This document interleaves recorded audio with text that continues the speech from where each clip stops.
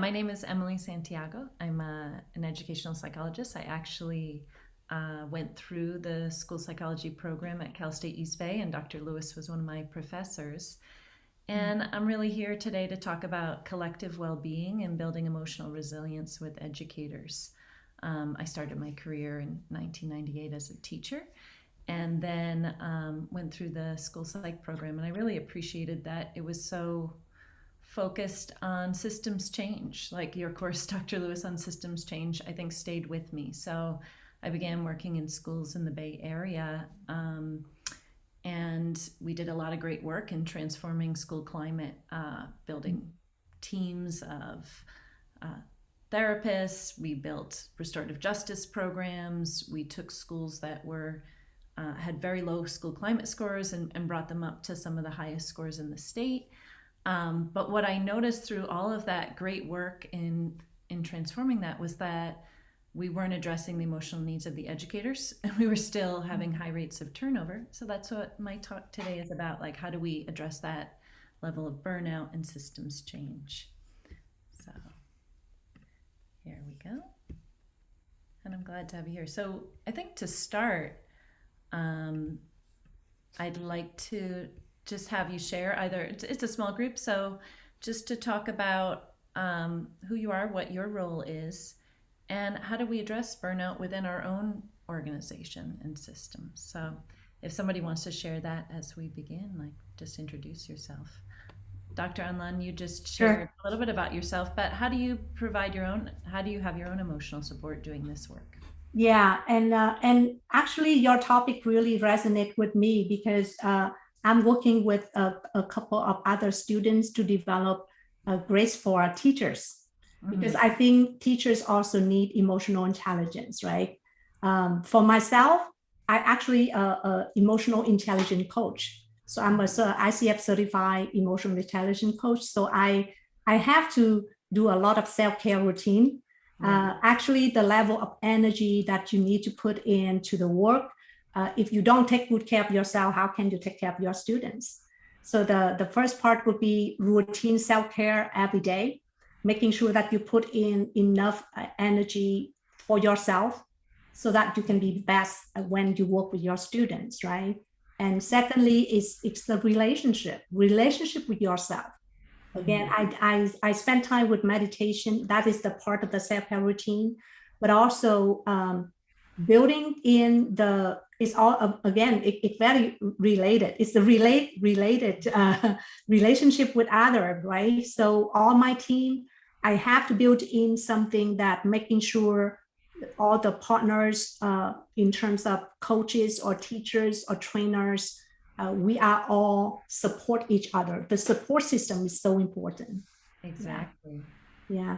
Alicia, I don't know if you want to introduce yourself, like where you're at, what your role is, and how are you taking care of yourself in this time.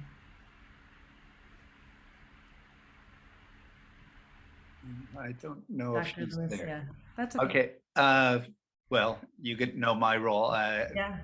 Rolla Lewis, and my role is now professor emeritus. But when I was working, burnout and traumatic stress was really addressed through humor with my colleagues. But I don't think there was uh, any systemic way to address the burnout of the demands, the challenges of merely transactional relationships with students would be something that caused me stress and burnout, because it was like you lay out the syllabus, you do certain things, and you deliver the grade, but was the deeper lesson delivered? So that was always something that would evoke a sense of stress within myself because of my values and as burnout. And I think the way that I dealt with that was humor with key colleagues. Hmm. But did not, and my own self-care, but not institutionally, it was not addressed. Yeah. Yeah. Mhm. Alicia, if you want to share as well.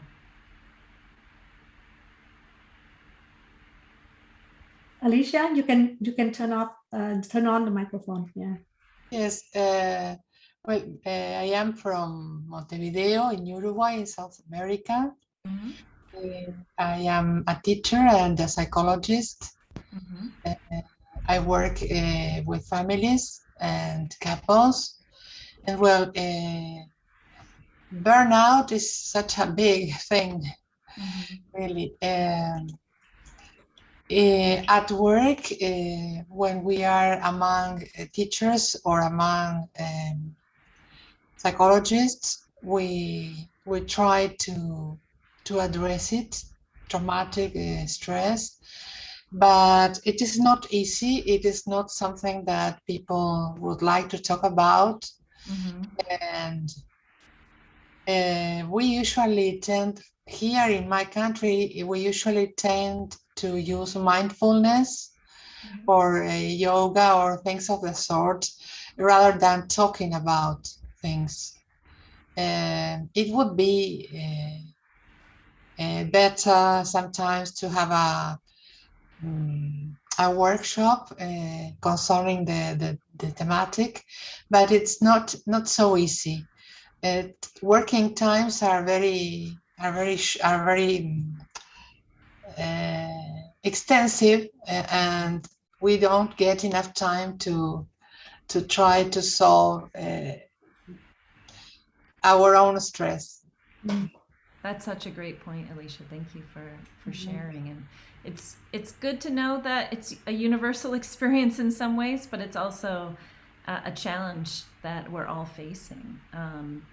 And so in my job, I noticed that if we're losing 30% of teachers in our classroom, it's just adding in our schools. It's just adding more work that we have to keep training. And how do we build community?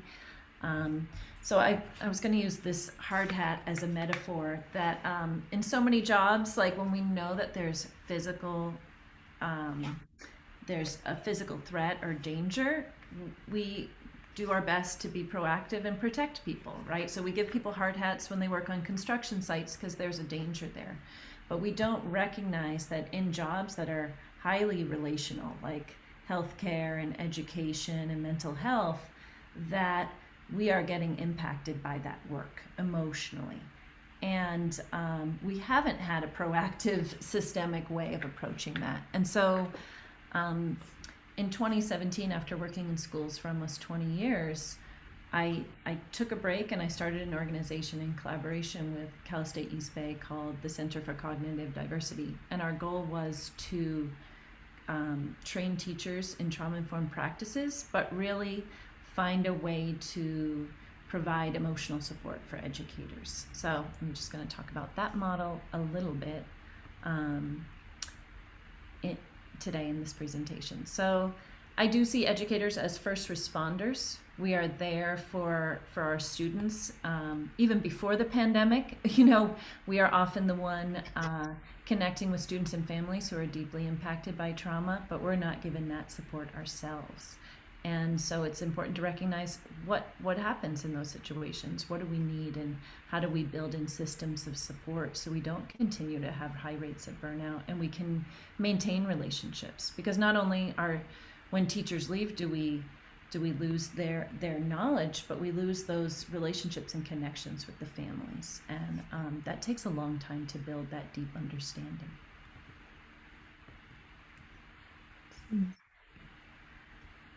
So right before the pandemic, actually 2 days before I was supposed to speak at South by Southwest EDU, it was canceled because of the pandemic. But my topic was burnout as a community issue, not an individual one, which was important before the pandemic, but I think is more important even now. Like, how do we build resilient communities? How do we focus on collective well-being? What does that look like? And what are the barriers, really?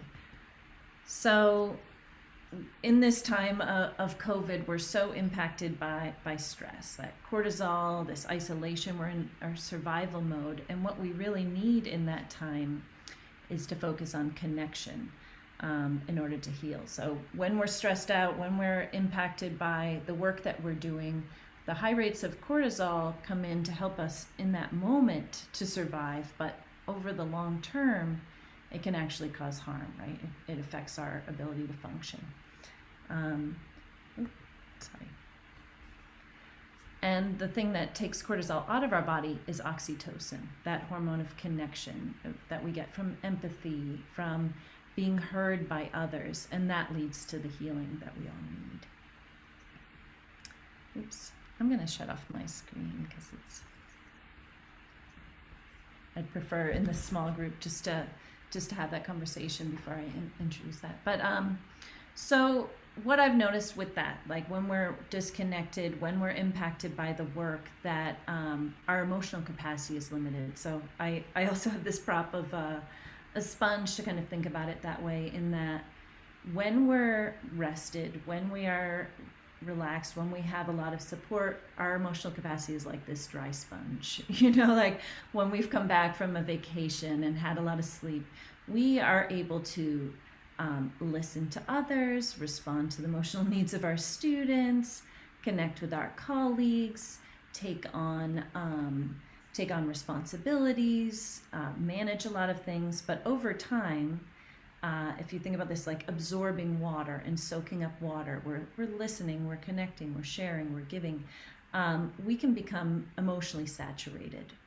And that state, when we soak up that stress, when we give a lot to others, when we're a saturated sponge, we don't have that same emotional capacity. We don't have the patience, we don't have the ability to build those healthy relationships with our students as well, to have empathy for others. It's harder for us to respond to stress with compassion and patience. And in that state, as you talked about, Dr. Anlan, it's that we need to take care of ourselves. We need to wring out that sponge, right? That self-care is so crucial, that we can replenish our emotional capacity. But for many of us, it's not just that we are a saturated sponge. There are times in our life when self-care is not enough, right? That we are a saturated sponge sitting in water. You know, if we wring it out, more stress comes in, right? And I think during this pandemic, we're seeing a lot of teachers in that state. And when we say, oh, practice self-care, take that time for yourself, they say, how is that possible right now? Because there's so much going on. When I try to, go for a walk to release some of that stress, just more things come on my plate. And so when we're in that state of being that saturated sponge in water, we can't replenish our emotional capacity alone. And that's that concept of collective well-being, that we really do need each other in those moments to come in. Like somebody else might have a dry sponge, like somebody else might have more of a capacity to come in and take some of that stress off their plate. And so that's the kind of systems that we need in our schools and in our society to build that collective resilience. And during the pandemic, being impacted by collective trauma, we see how we're all connected.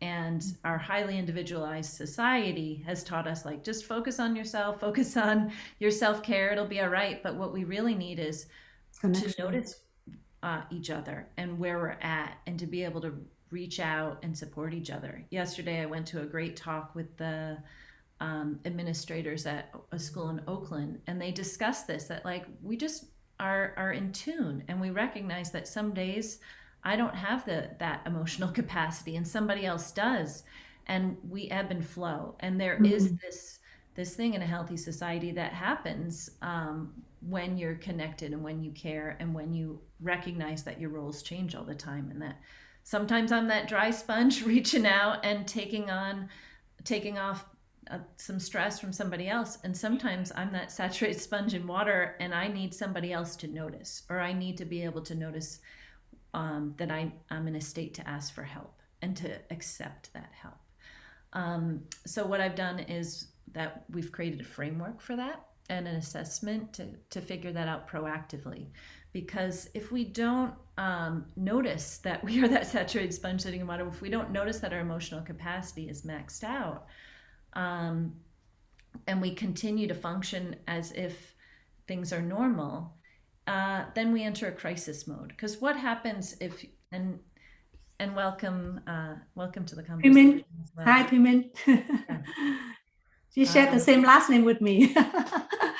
Okay. So what happens if we are a saturated sponge sitting in water emotionally? If our emotional state is maxed out and we have a lot of demands placed on us, what happens to a sponge that's sitting in water?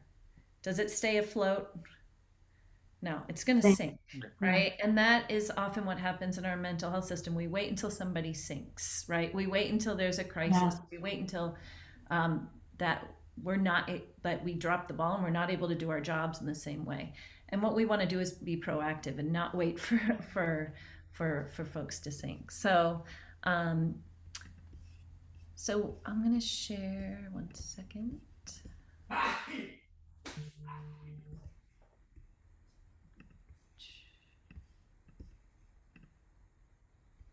So we were looking at a model of how do we measure that? Being an educational psychologist, I want to have some data and see how do I know where I'm at and what I need? And how do we know what our community needs? And so I developed this measure in our program where first we measure the impact of traumatic stress. And I use the model from Dr. Laura Vandernoot-Lipsky in Trauma Stewardship. I don't know if anyone's read this, but it's a great book and we use it in our program. And she describes different states of traumatic stress response, whether that's feeling guilty, whether that's feeling overwhelmed, or that's measuring how hopeful you feel, how connected you feel with others, your sense of anger, things like that, how we're impacted by traumatic stress in the moment. So we measure that, and that goes from low to high depending on situations. Sometimes we're experiencing a lot of hypervigilance. We feel like we can never do enough, and sometimes we're on top of things and we don't have that same response. So we measure that for ourselves each month. But then we also look at the positive aspects, our levels of resilience. Mm-hmm. And when we talk about resilience, we think about it internally, like the mindfulness practices that we're doing, as you mentioned, but also what does our support system look like? Mm-hmm. Sometimes our support system is robust, we're really connected with our community, and sometimes we're really isolated. And especially in the pandemic, as we talked about, when you are isolated from your traditional system of support, it's harder to manage that level of stress. So both of these factors are variables that change all the time with situations. So we look at it as 4 quadrants that we can fall in. The first one is when we have high levels of resilience and low trauma response. That's that dry sponge of our emotional capacity. And that's that state when we're able to empower others. When we're able to reach out and advocate for the needs of others that might not be our own needs, when we're able to listen deeply and connect and be there for other people in that moment. And this can be really energizing, but if we don't focus on supporting other people, if we're only focused on ourselves in that state, we can lose a sense of purpose, right? There's a lot of people who are like, what gives my life meaning? But if you're in that state of high resilience and low stress, what gives you meaning is connecting with other people and supporting other people.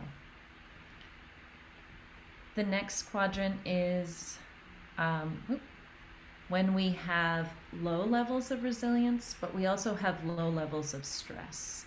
That can be like when the school year has ended, or there's a break that we may not have the same level of demands placed on us, but we're also pretty depleted. So that's when we're in that saturated sponge state, that we've taken on a lot of the stress, and that's our time to focus on ourselves. And for people like educators that are always focused on the needs of other people, that shift can be hard. It can feel like, oh, that's selfish. I should still be focused on others. And so reminding ourselves that wringing out the sponge, replenishing our emotional capacity is essential to building resilience and being there for others and being able to stay in a tough job. And so then we get the top quadrant, empowered, and that is when we have high levels of resilience. We have a good support system. We're practicing self-care. We're resting. We're practicing mindfulness, whatever it takes. But we also have a lot on our plate. We also have high levels of stress and trauma response. So that's like we're actively bringing out that sponge, right? We're actively living life and meeting the demands. And while that feels really energizing, we also have to monitor ourselves, because if more demands come on our plate, we have to set some boundaries. Or we have to notice if things change within our support system. So it's just keeping an eye. I think we often function in this quadrant during the school year, when we've got responsibilities at home, and so it's just about building self-awareness when we're in that state. And then finally, the fourth quadrant is when we have low levels of resilience but high levels of trauma response. And so sometimes we get in that state where there's a lot on our plate, but all of a sudden my family members have gotten sick, or I moved and I don't have the same friend group that I had before.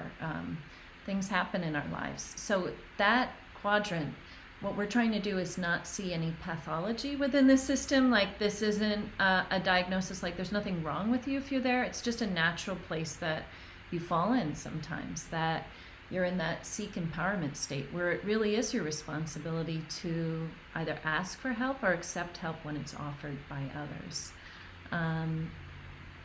So I think we can all think of times when we've each been in each of these quadrants, right? And just kind of recognizing that and normalizing it within our communities. And it's Maya, right? That was here yesterday. Yes. You presented yesterday, Maya. And I was saying I loved your presentation and how you were talking about how you just notice what your colleagues need and you step up and you're there for each other in a fluid way. And I think we're trying to make, with this framework, we're trying to make those different roles we fall in very transparent so that it's not just an intuitive thing, but it's a very explicit thing. Like, I'll bring this assessment tool to schools and we'll measure ourselves, and then we'll report on a poll, like, what percentage of people are in seek empowerment right now? If 60% of people are in seek empowerment, then you're going to have high rates of burnout in that community because you don't have enough people to support you. And vice versa, if you have the majority of people and empower others, then you have a community that's seeking purpose and wants to connect and support others. So we see this as that our roles change all the time, but each one has a value. Each one is an important part of a resilient community that promotes collective well-being. And the more that we can just notice those, have that self-awareness and acceptance that, yeah, this is where I'm at right now, this is what I need, and it's going to change, the more that we're able to be proactive about our mental health and not like just wait until the sponge sinks and people are in crisis in order to respond. So any questions on that before I move on? It's Mimi who joined us. Mimi, sorry, yes. I love the fluid and dynamic quality of it. It's like you aren't stuck. It's not static. Mm-hmm. Yeah. I really like the assessment. So you are working on it, and you have a trial that we can try. Yeah, I'm gonna put it. I'll put it in the chat. I really like the concept that you like, you don't look at the people who suffer from trauma like people are victims. They are just seek empowerment, right? So I like the thing like seeking empowerment. Yeah. And also for the other people, I think I'm on the top right, which is like I have a lot of things in my plate. Always, like a lot of stress responses, but I also know how to take care of myself. So that would be on the top, like empowered, right? But how can you move from that to the collective, like offering, your, like you said, like offering your, if you have high resilience and you offer you support for other people who really need empower, it actually increase your resilience. So that is a Exactly. really, really neat concept. I Yeah. think it naturally occurs. We're just trying to like map out what naturally Yeah. occurs in a very resilient system, these different roles. So I put the assessment in the chat and you can use it and try it out. It's our beta version. We are collecting data and trying to make it as valid as possible. So you do that and then you'll get a description of each quadrant. And so, yeah, we try and use this language because so often the language of burnout or mental health is around like, let me diagnose myself and see what's wrong. And sometimes that's important, but right now we want to have a framework that doesn't have pathology, that doesn't see like, oh, there's something wrong with you, you need to be fixed. It really is, this is what I need right now. And it's really more about what's going on in the system that gets in the way from us supporting each other and noticing that about ourselves. Okay. I have Yeah. another question. Can I ask? Okay, so if I have a group of teachers that really burn out and they all do this testing, right, assessment so that they know their status, what would be next step? That's a great question. I'll talk about like what systems can we put in place in schools Yeah. that will help promote this collective well-being. I think one of the things to talk about is like what gets in the way of asking for help, right? Like what do you all think gets in the way of asking for help in our society? Very When we're good in seek question. empowerment, when we are that saturated sponge in water, why don't we just ask for help? What are the barriers there? Anyone have thoughts on that? Yeah, I mean, for me, I don't want to be viewed as like, oh, I'm not capable of doing my work, or I think for the most part, it's like overburdening the other person. Yeah. Yeah, if we are in a system where everybody's plates are full, we don't have anybody in that empower others quadrant, everybody's empowered. It's really hard to reach out to people because you know their plate is really full. They've got a lot that they're dealing with. So that's one. And then that perception of being seen, like it's a stigma to be in that quadrant, even though it shouldn't be, because it's a normal thing that happens in our life. Like we all go through phases where we're in that state. So yeah, there can be stigma, there can be just that you're in a system where everybody's overloaded and it's hard to find those people who have the capacity for support. Yeah, anybody else? That happened a lot during the pandemic, especially for the teachers. Absolutely. So yeah, so how do we channel this? How do we recognize these roles and really communicate them so that we can be proactive about our mental health? Let's see. So the model that I looked at was when we were designing our program for trauma-informed specialists, we looked at like, how are we going to provide emotional support to educators? And educators do go to therapy sometimes to deal with the stress of the job, but actually therapy isn't as contextually relevant, right? It isn't, your therapist doesn't necessarily understand your experience, so you have to take some time to explain it.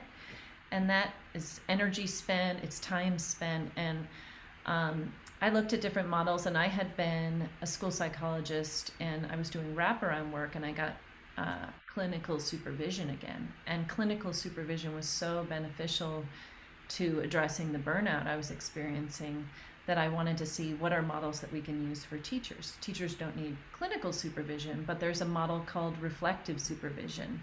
And it's currently in the infant mental health space. The people that go into homes to provide support for families, this is frequently used.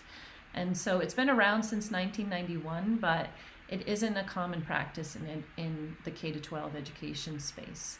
But this is a definition that reflective supervision is a collaborative relationship for professional growth that strengthens practice. It builds the capacity of individuals, organizations, by cherishing strengths and partnering around vulnerabilities. It's a beautiful peer support model. So we have groups of 5 educators come together with a facilitator. We talk about our successes. We talk about what quadrant we're in, like what's our trauma response in this time, like what's happening for us. And we talk about our experiences, and we kind of weave our stories together and practice mindfulness. But it's a structured, proactive space. Very good. The way that we do it is we meet every month for 2 hours, once a month. Very good. Very good. Yeah, so for the sake of time, I ground it in the trauma-informed principles that we're providing safety. This is about choice and agency. It's a very transparent and predictable system. It's about building empowerment, like we're helping you build your confidence in your ideas. It's also about collaboration and really just deep listening. We're not here to fix you. We're not here to tell you what you should be doing, but we're here to have you share your story and feel deeply heard so that you can come to your own conclusion and trust yourself more. I added the sixth principle of compassionate disruption, which is really that when we're able to reflect, we're able to be vulnerable enough to see our own biases and to address those, and actually to be able to do that really difficult work of changing systems when there's a lot of pushback.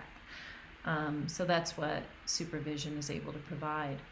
And what we found, we've been doing this since early 2018, and we survey people who've participated, and 83% of people said that they saw a significant decrease in their stress and rates of burnout.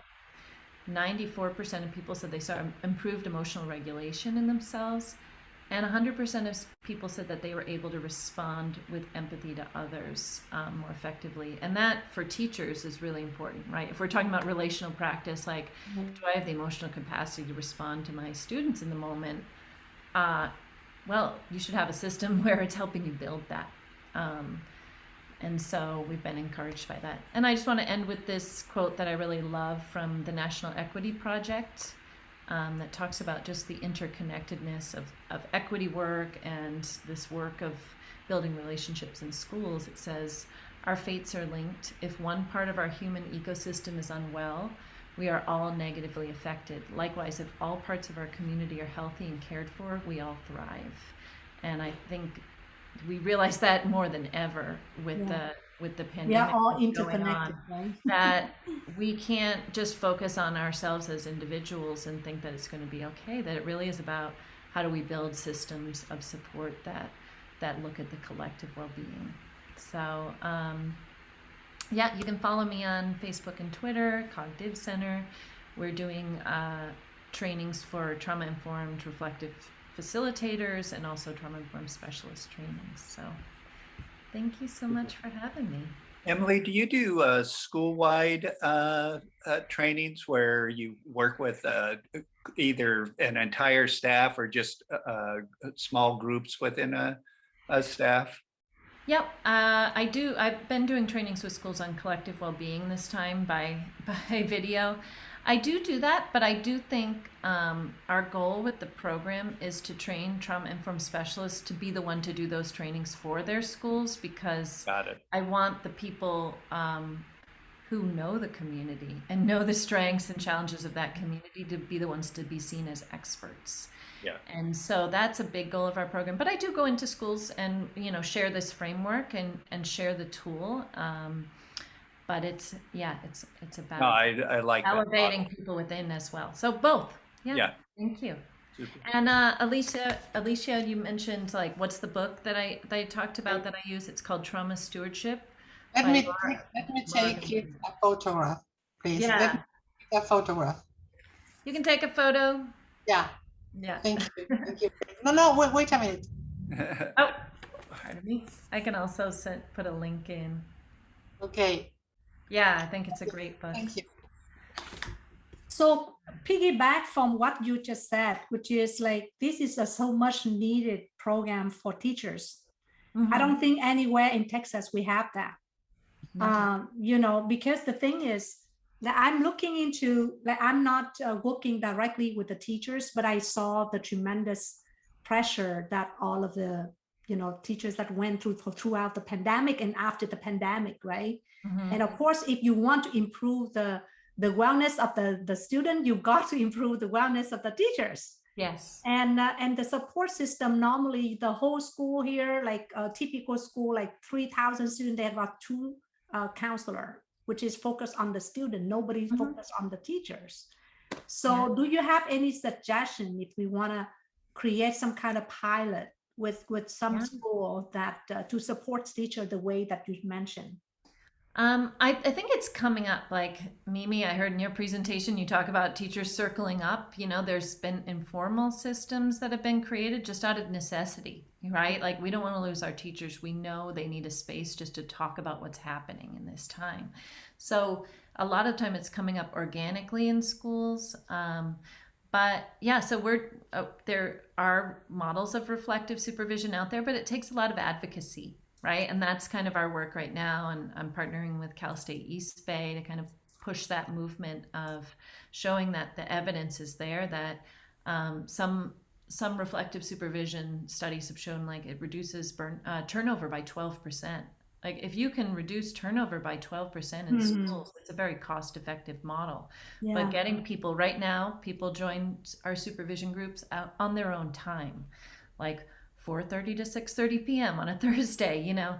And my ideal model would be that it's integrated into the school day. You know, once a month for 2 hours, you have time to do this work. And if you're better able to respond to the needs of your students, if you're more emotionally regulated, if you're better able to support your colleagues, that is time well spent. So that's kind of the advocacy work right now, is just to say this is a cost-effective and compassionate model, and it's creating a solution for the problems that were there before. We had education at some of the highest rates of turnover. Right. But now we're seeing it's crisis mode in a lot of Yeah, a lot.